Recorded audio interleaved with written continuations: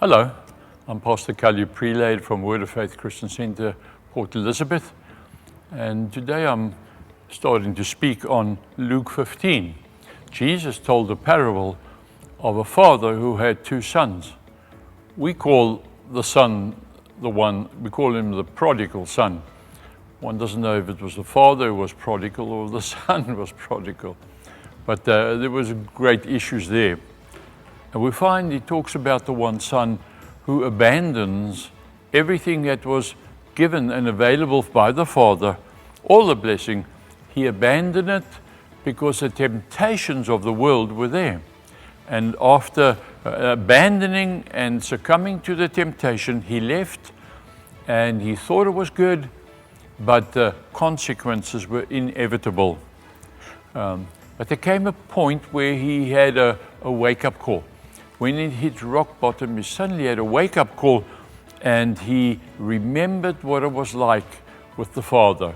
He repented, and he went home, and he humbled himself. And the father was waiting for him. And today, the first thing I want to talk about, when the father saw him coming, the father ran up to him. Now, he'd been living in a pigsty. He was terrible, filthy, dirty.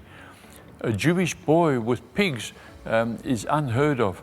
But he came back, and the father hugged him and kissed him. It was an unconditional acceptance in accepting him back.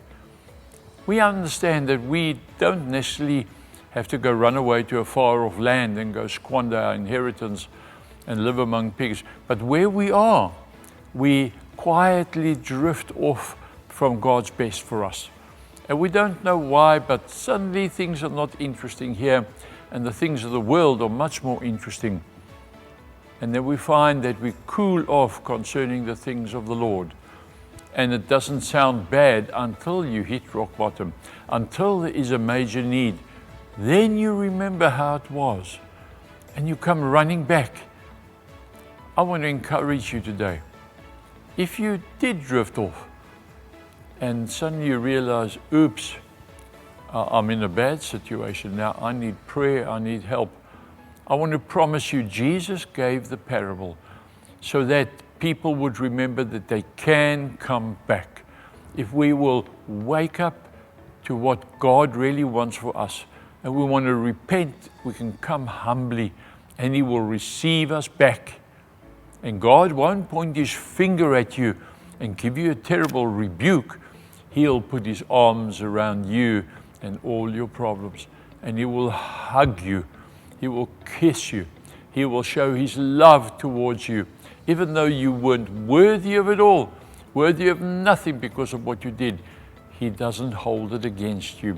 He will put His arms around you, restore you, and you'll be amazed what He'll do. If we have a wake-up call, as we've drifted off, the wake-up call bringing us back, remembering how it was, humbling ourselves, coming back, and we will find the Father waiting for us. Don't wait too long. Come as soon as possible. He's waiting for you. God bless you.